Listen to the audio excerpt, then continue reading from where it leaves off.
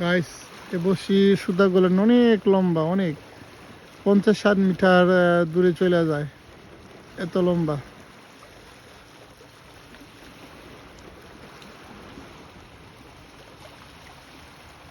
প্রায় সাগরে মাছ ধরতে আসে।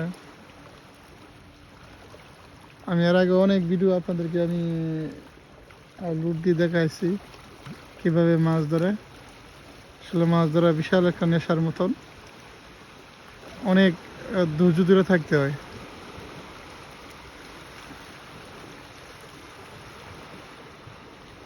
দেখেন এখন আবার কাছে নিয়ে আসছে, দেখেন কত দূরে চলে যাবে। ও মাই গড, কোথায় গেছে? ও ওকে, আল্লাহ হাফিজ।